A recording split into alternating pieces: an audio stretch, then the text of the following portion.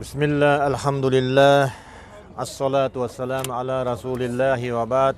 Assalamu alaikum wa rahmatullahi wa barakatuh. Urmattu musulman buradarlar, жақсы ниет менен умраға келген musulman bir туғандар, бардыңарды умра ибадатыңарды Аллах Таала кабыл кылсын. Мына биз бүгүн умрабызды акыркы бөлүгүндө турабыз. Маккада Хира үңкүрүнүн жанында турабыз. Нур тоосунда. Бул жака келүү бир ибадат эмес. Ибадат дегени бул Аллага кулчулук деген эмес бул жака келүү. Бул жака келүү зиярат. Ар бир иш аракет, мусулмандын ар бир иш аракети өзүнүн ниетине карап туруп күнөө жана сооп болуп калышы мүмкүн. Адамдар ушул жака канчалык кыйналып чыктыңар, ушунчалык чыгып туруп күнөө алып кетиши мүмкүн. Эмнеге? Ушул Хира үңкүрүнө барып ошол жерде бир ибадат кылып, намаз окусак сооп болот экен деп келип намаз окуса, бул шариятта жок, бидат болуп калат. Ушул жака келип туруп күнөө алып кетиши мүмкүн бирок.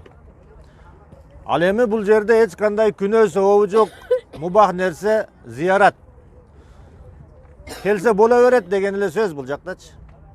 Анан келип алып, мына кээ бир адамдар ошо бул жерде ар кандай дубаларды окуп, хор менен бир нерселерди ырдап, намаз окуп, ушул жердеги намазга сооп болот экен деген ойлор бул шарияттан эмес. Пайгамбар саллаллаху алейхи ва саллям айткан: "Ла тушаддур рихалу илля мин салас" деген. 3 орунга гана ибадат ниетинде сапар кылса болот. 3 орунга, дүйнө боюнча. 3 жайга гана ошол жерге барып ибадат кылсам сооп болот деп сапар кылса болот. Бул кайсы? Биз күндө таваф кылып атабыз. Харам Макки, Макканын харамы. Бул жерге келип ошол жерде ибадат кылсам сооп болот дегенге чынында 100 000 сооп бар деген. Пайгамбар саллаллаху алейхи ва саллям буну өзү вада кылган, өзү айткан. Биринчиси Макка, экинчиси Мадина. Мадинада харамда ибадат кылсам сооп болот деп сапар кылса, мына биз сапар кылып атабыз го. Болот. Үчүнчүсү Масжидул Акса. Масжидул Акса мечитинде барып намаз окусам болот десе, ошого савап бар. 3 гана жер, башка жерге барып туруп, ошол жерге барып ибадат кылсам сооп деген нерсе бул шариятта жок. Ким ошондой ойлосо, ошого үндөсө, ошого чакырса, күнөө болуп калышы мүмкүн. Адам окуган намазына да күнөө алып калышы мүмкүн, эгер шариятта жок нерсени кылса. Айткан салаваттарына, кылган зикирлерине да күнөө алып калышы мүмкүн, шариятта буйрулбаган болсо. Ошондуктан бул жерге келдик, биз ибадат маанисинде же ибадат максатында келгенибиз жок. Шариятта ушул Хира үңкүрүнө чыгыш ибадат, Хира үңкүрүнө чыксаңар сооп болот деген жери жок. Ошондуктан бул жерге биз зиярат, көрүш маанисинде, ошол тарыхка бир кылчайып назар салып, мындан 1454 жыл мурунку окуяны эстеген чыкты. Ошол окуялар болгон жерлерди өз көзүбүз менен көрүп, ошол окуя жөнүндө сүйлөшкөнү чыкты. Балким таасири жакшыраак болобу деген ниетте. Демек, мындан 1454 жыл мурун эмне болгон эле? Мен хижра жыл эсебине дагы Маккадагы 13 жылды кошуп айтып атам. Пайгамбар саллаллаху алейхи ва саллям 13 жылдан кийин анан хижрат кылган. Азыр 1441 жылбы? 1441 жылга 13 жылды кошсоңор 1454 жыл мурун болот. Ошончо жыл мурун бул Макка жашоосунда бир бутпарастык жашоо болгон. Макканын эли туура Ибрахим алейхиссаламдын dininde жашаган мурда. İbrahim aleyhisselam'ın dininde жашаган. Doğrulardan bir doğruda Amr ibn Luhay деген адам çıkıp o'sha Huzaa degan urug'ning oqsoqoli Makkaning boshchisi Siriyaga borib, o'shol joqdan Hristiyan butparatları siyinayotgan butlardan birisini ko'rib, "Bu emne?" dese, "Bu o'shul but" deydi. "Biz bundan deydi jamg'ir tilaymiz" deydi. "Жақшылық tilaymiz" deydi.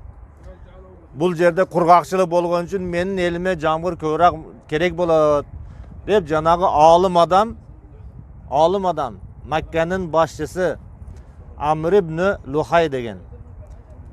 O'sha bir butni sotib olib, o'shalardan bizga bergile deb olib keladi. O'shandan keyin Makkada butparastlik boshlanib ketadi. O'shol butparastlikni boshlagan adam o'zi olim adam. Alloh taolo bir elni adashtiruvni qalasa, al eldin olimini adashtiradi boshda. Olim adashgandan keyin orqasidan bardiq adashib ketaveradi. Musulmon adam shariatda, dinde yo'lun tandaganda Qur'on jana sunnatda Alloh taolo payg'ambar sallallohu alayhi vasallam miros qoldirdi. Alemi bir olimning etegini qarmab, ushul emne bo'lsa bo'ladi. Ushul ölse ölüm, tirilse tirilem. Ushul jardan nari tashlasa tashlab ketaverem degan adam adashadi. Emnege buga tarixdan dalillar ko'p. O'sha Amr ibn Luhay degan adamdagi olim adam bo'lgan. Huzaa qabilasining oqsoqoli bo'lgan, Makkaning xo'jayini bo'lgan. Hozirgi podshoning maqomidagi adam bo'lgan. O'sha haramning xizmatchisi, xo'jayini bo'lgan. Amr ibn Luhay. O'shol odam mandan keyin birlikka umtildi. Birlikka kelib turib, Makkaning ilmiy, diniy jag'indan dağı lideri bo'lgan. Anan birlikka umtilib, birlikni da qalgandan keyin Siriyaga borib turib, janağı butparastlarning butlarına ışıqı tushib qoladi. Bunda shayton emne qildi? Bir bütün Arab elini adashtirish uchun bir gana Amr ibn Luhayni adashtirib qo'ydi, jetishdi bo'ldi. O'shaga cheyin odamlar tavhidda yashagan bu joqda. Allohga sherik qo'yish bo'lgan emas. Anan o'sha Siriyadan borib turib bir butni olib keladi. Al butning ati Hubal bo'ladi. O'zining elini anan keyin janağı olimni erchib ko'nib qoldi deyil. Aqlın olimga baylab qo'ydi. Je bo'lmasa, dinin o'shol olim dinini uchqashib oldi degandey so'zda. O'zining aqldarini jo'g'otib qo'ygan. O'shanday manqurtlikka tushmash kerak el.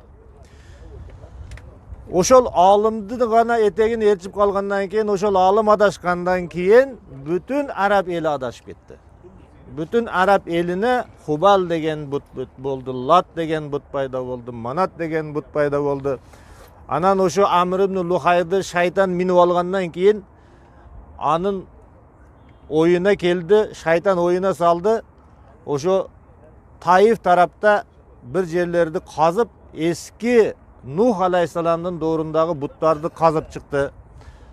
Al-Wadd, Suva, Ya'uq, Yagus degan butlardi. Al butlar murun o'liya odamlar bo'lgan. Anan o'lgandan keyin shayton alardi suratini chizdirgan, aykelin saldirgan, anan keyin but jasagan. Mana o'shantib İbrahim alayhisalomning bolasi İsmail alayhisalomning dininde yashayotgan arablar emne oldu? Bir gana olimning adashusi menen bütünдөй butparast bo'lib ketishdi. O'shanday butparastlik yashov, o'shanday jomon yashov, kuchlilar kuchsizni ezgen, ayollarni quvi tevilengen bir yashovda Muhammad sallallohu alayhi vasallamdagi o'shanday bir shartda yashadi. Payg'ambarchilik boshtalaridan murun tarix kitoblarida ayriqsa İmam Buxoriyning sahihida aytiladi. Payg'ambarchilik boshtalaridan murun Muhammad alayhissalomga ar-ru'ya sadiqa deydi, chin tushlar ko'rgazila boshladi deydi. Tushunda ko'rgan narsasi bunday kundun jarig'inday je bo'lmasa ertemenenki tangdın jarqirashınday bir aniq tunuq tushlar ko'rgazila boshladi payg'ambar sallallohu alayhi vasallam. Anan keyin ikinci etapda Allah Taala payg'ambarimizga sallallohu alayhi vasallamga jalg'izlikni yaxshi ko'rdirildi. Hubbiba alayhil xala deydi. Jalg'izlik payg'ambar sallallohu alayhi vasallamga shu yaxshi ko'rdirildi. Mana o'shol jalg'izlikni engsep qolib, жалгыздыкты самаган пайгамбар саллаллаху алейхи вассалам мына ошол көрүп турганыңыздар ошо саат тарапта болгон пайгамбар саллаллаху алейхи вассаламдын үйү ошол жактан ушул жерге чейин 4 километр. 4 километр жерде алыстыктагы ушул тоого чыгып, эң башындагы мына ушул жерге, мына ал мезгилде азыр бардыгы чыгып атат, ал мезгилде эч ким чыккан эмес бул жакка. Бул жерде пайгамбар саллаллаху алейхи вассалам жалгыздын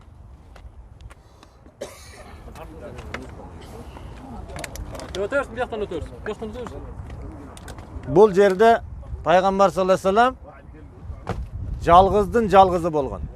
Ошо үңкүрдү көрдүңөр, бардыгыңар. Ошол үңкүрдө отуруп Исмаил алейхиссаламдын дининде ибадат кыла башлаган. Таханнус деп коет ал мезгилде. Таханнус дегени ошол дүйнөдөн ажыралып, өзүнчө бир ойлорго берилип, ойлонуп, кандай бул жашоо ушундай бузулуп кетти, канткенде адамзат бир жакшы бир жашоого барат деп Аллах Таала пайгамбар кыла элек, бирок пайгамбарга тандаган Мустафа адамдарды ушундай бир Аллах Таала өзү тарбиялайт. Пайгамбарыбыз ошол биринчи анык түштөрдү көрдү, андан кийин жалгыз болууну каалады, ушул жерде жалгыз өзү ибадат кыла баштады. Ошондой күндөрдүн биринде Имам Бухари риваят кылат, 4-хадисте айтат. Пайгамбар саллаллаху алейхи вассалам өзү кийин айтып бергенин аялдары риваят кылат. Сегиз сахабалар риваят кылышат. Пайгамбар саллаллаху алейхи вассалам өзү айтат: "Мен ошол ибадат таханнус менен ибадат кылып турганымда дейт, жалгыз турганымда дейт, бир денеге бир белгисиз ушул малга чейин көрбөгөн бир нерсе анын кучагына алат Пайгамбар саллаллаху алейхи вассалам. Кучагына алып кысат. Балага анни ал-жухта дейт келет, мени кысты дейт. Кысып туруп айтты, икра деди дейт. Оку деди дейт. Пайгамбар саллаллаху алейхи вассалам түшүнбөйт эмне болуп атканын. Ал окууну да жазууну да билбейт. Ма акра, ма ана биқари. Эмнени окуйм? Мен окуучу эмесмин, мен окууну билбейм. Бирки адам дагы кой берди дагы. Экинчи жолу кучагына алып туруп, катуу кысып туруп, икра деди дейт. Оку деди дейт. Ма ана биқари. Мен кары эмесмин мен. Окууну билбейм. Коюп жиберди. Үчүнчү рет дагы кучагына алды дагы, катуу кысып туруп, икра бисми раббикаллази халак, халакал инсана мин алак, икра ва раббукал акрам. Мына ушул 3 аят Пайгамбар саллаллаху алейхи вассаламга эң биринчи түшкөн вахий, Аллахтан келген биринчи аят болду. Мына ушул жерде, биз турган жерде түштү. Биздин динибиз, кыстырма кылып айта кетели, биздин динибиз бир жомокторго таянган, жомокторго негизделген,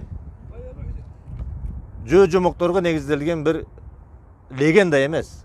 Биздин динибиз реал, биздин динибиз тарыхый. Мына ушул өзүбүз көрүп, өзүбүз сезип, өзүбүз күбө болуп турган жерлерде ошол вахий түшкөн. Бунун бүтүн дүйнө тарыхы муну тааныган. Бүтүн дүйнө тарыхында бар нерсе бул. Эч ким ойлоп чыгарган нерсе эмес. Тарыхый, реал нерсе. Ошентип, икра бисми раббикаллази халак, халакал инсана мин алак, икра ва раббукал акрам деген аят менен эмне болду? Ислам дининин биринчи вахийси түшө баштады. Асман менен жердин ортосунда байланыш башталды. Ал байланыш кайсы? Пайгамбарлар асман менен жерди байланыштырып турган адамдар эле. Пайгам дегени эмне? Пайгам дегени кабар дегени. Бар дегени алып келүү дегени. Кабар алып келүүчүлөр, пайгамбарлар, расулдар, элчилер Аллах менен бүткүл дүйнөнүн элдеринин ортосундагы элчилер болгон. Кабар алып келүүчүлөр. Ортодо пайгамбар менен Аллахтын ортосунда периштелер кабарчылык кылат. Периштелерден алып пайгамбарлар элдерге жеткирет.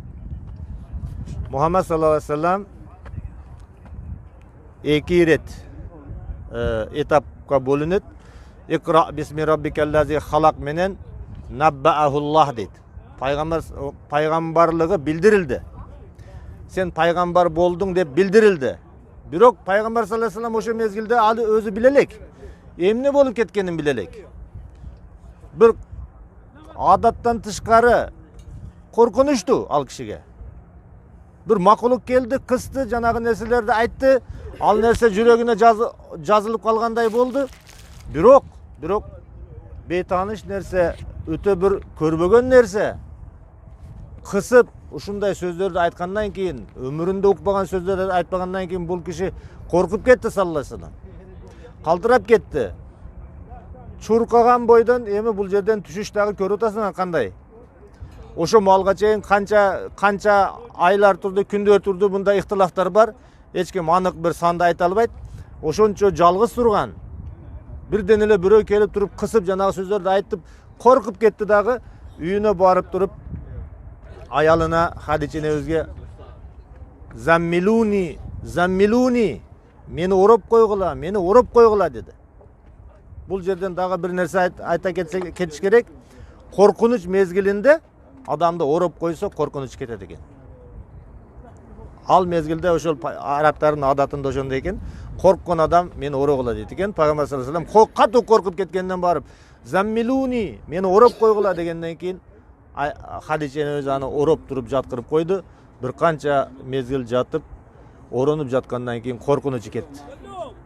Коркунучу тарап өзүнө келип, эмне болду сага деп Хадичени сураганда болгон окуяны айтып берди. Ушундай bir галаты нерсе, адаттан сырткары нерсе, бейтаныш нерсе ушундай болду десе, Хадичени өзү айтат, сен коркпо дейт өзүнүн күйөөсүнө. Сиз коркпоңуз дейт.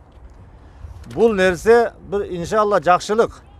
Анткени сизге жамандык келбеш керек. Эмнеге? Сиз дейт тууган уруктарга мээримдөөсүз дейт. Тууган уруктарга барды келди кыласыз дейт.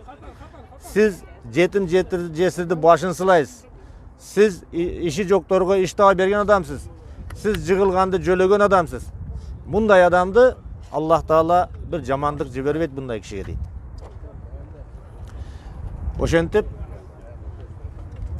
Хадиче энебиз Пайгамбар саллаллаху алейхи вассаламды баштап Варака ибн Науфал деген bir кишиге алып барат. Бул киши ким? Варака ибн Науфал Хадиче энебиздин тууганы болот. Ал киши христиан dininde болот. İbari degen tilde İncil'de жазып аткан алым киши болот. Demek murdagı ilahi kitaplarda okugan alım kişi kim? Varaka ibn Naufal, Hadice enebizin tuğanı, Peygamber'i sallallahu aleyhi ve sellem'di jetelep oşol kişinin aldığa barat. Ava deyt, bunu ağanızdın balasının bir kızıktay okuyalarga köö boluptur, özünün oğuzundan oğun deyt. Emne boldu dese Peygamber sallallahu aleyhi ve sellem aytat, uşunday boldu. Varaka aytat, innahu an-namus deyt. Al namus deyt. Namus degeni Cibril perişte degeni. Al Cibril perişte deyt. Murunku sende murunku da kebir adamlarga kelgen. Musa aleyhisselamga kelgen deyt. Birok endi avayla deyt. Kimge mınday kavar kelgen bolsa al adamdı özünün eli kuup çıkat deyt. Özünün eli mınday kavardı batırbayt deyt. Mınday kavar algan adamdı el batırbayt. Anı kuup jiberet özünün tuğulgan jerinden. Dese Peygamber sallallahu aleyhi ve sellem afa muhriciyahum. Meni çıkarıp jibere özümden elim. Kantip ele menin tuğandары күчтүү адамдар. Tuğandары Ka'banın eleri. Kantip ele meni elim çıkarıp jibersin. Eldin arasında urmattуу adam. Kantip meni çıkarıp jibersin. Dese jok deyt. Seni çıkarıp jiberet. Senden murun kaçan kayсы zamanda bolsa dagı kayсы bir adamga saga kelgendey bir asman kavarı kelgende al kişini eli çıkarıp jibergen deyt. Анан ошону менен вахий токтоп калат. Пайгамбар саллаллаху алейхи вассалам вахий токтоп калганда биринчиден коркунучтуу келген вахий. Бирок анан ошол вахийди сагына баштайт. Вахийди сагынып дагы келсе экен деп бийик тоолордун башына чыгып өзүн тоолордон таштай бергидей болуп ошондой бир өзүнө батпай кетет. Вахийди сагынып. Анан күндөрдүн биринде периште дагы көрүнөт. Пайгамбар саллаллаху алейхи вассалам айтат, бул дагы Бухариде келет. Карасам дейт, периште асман менен жердин ортосунда бир курсийде отуруптур дейт. Анан ошондо айтат, мен Алланын периштесимин, сен пайгамбар болдуң дейт. Дагы коркуп кетет. Барып жатып алганда канча жатат, бул Аллахтын өзүнө белгилүү. Анан периште келип, я айюхал муддассир кум фаанзир деген аятты түшүрөт. Мына ушул экинчи аят менен ал киши расул болот, элчи болот. Биринчи икра бисми раббикаллази менен эмне болду? Наби болду. Пайгамбарлыгы билдирилди. Экинчи аят менен я айюхал муддассир менен расул болду. Себеби расул дегени Аллахтын элчиси бар, андай кыл, мындай кыл деген буйрук менен жиберилет бир элге. Мына ошол дүйнөгө арабтарга жиберилди биринчи, андан кийин арабтар дүйнөгө алып чыкты. Мына дүйнөгө элчи болуп жиберилиш ошол я айюхал муддассир аяты менен болду. Ошентип бул жерге чыгыштын биз ала турган таасир, биз ала турган сабак дагы бир кайталайбыз. Биринчи сабагыбыз бул жерде биз эч кандай таберик кылыш, көзгө сүртүш мисалы үчүн. Ошо азыр кээ бир элдер бар, суфизмге берилип калган, суфизм баткагына батып калган элдер бар. Бул жака келип туруп ырдашат, топуларын алып мындай нерселерине сүртүшөт, таштарына сүртүшөт, таштарын сылап беттерине сүртүшөт. Булардын бардыгы ушул жака канча кыйналып келген болсо, мына намаз окуп атат адамдар. Буну ибадат, ушуга сооп деген деп жасаса булга күнөө болот. Себеби бидат. Пайгамбар саллаллаху алейхи вассалам айтты, куллу бидатин залала ва куллу залалатин финнар dedi. Ар бир шариятта жок. Пайгамбар саллаллаху алейхи вассалам көргөзбөгөн, ошону жасагыла деп кылбаган нерсе бул бидат болот. Мына ошолорду кылып атышат элдер. Демек бул нерсе ал кандай ниетти бул жерде сооп алам деп келип туруп не болуп атат? Күнөө алып калышы мүмкүн. Ошондон абайлагыла, шарият ибадат деп көргөзбөгөн нерсени эч качан жасабас керек. Зиярат деген эмне? Келдик, көрдүк, мына ушул таасираттарды алдык. Алла субхана таала бардыгыбызды ушул ислам вахийси менен жашайтырган кылсын. Вахий дегени бул Аллахтын кабары. Дагы бир нерсе, Амр ибн Лухай бир алымдын адашуусу менен эл адашып кеткен. Демек, бир алымды гана этегин кармап, бул жакта аят айтылып атса, бул жакта хадис айтылып атса, паланча билеби же сен айтканың тууру деп аят хадисти да карабастан алымды ээрчип кете берген элдер эмне болот? Амр ибн Лухайды ээрчип бутпарас болгондой адашып кетиши мүмкүн. Ошондуктан Пайгамбар саллаллаху алейхи вассаламдын осуятын дагы бир сыйра кайталоо менен азыр биз бул сабагыбызга аягына чыгарабыз. Ал кайсы? Пайгамбар саллаллаху алейхи вассалам айтты: "Таракту фикум амрайни", силерге эки нерсени таштап кетем деди. Осуят кылып. "Лан тадиллу ма тамассактум бихима". Экөөнү бекем кармасаңар, эч качан адашпайсыңар деди. Китабуллахи ва сүннату набийи, Аллахтын китеби жана Пайгамбар саллаллаху алейхи вассаламдын сүннети. Биздин бул сабагыбыз Пайгамбар саллаллаху алейхи вассаламдын сүннети Имам Бухарийдин риваяттарынын негизинде болду. Бардыгы тастыкталган, жазылган сахих кабарлар болду. Аллах таала бул айтылгандарды өзүбүзгө жана бардыгыбызга пайдалуу кылсын. Ассаламу алейкум ва рахматуллахи ва баракатух.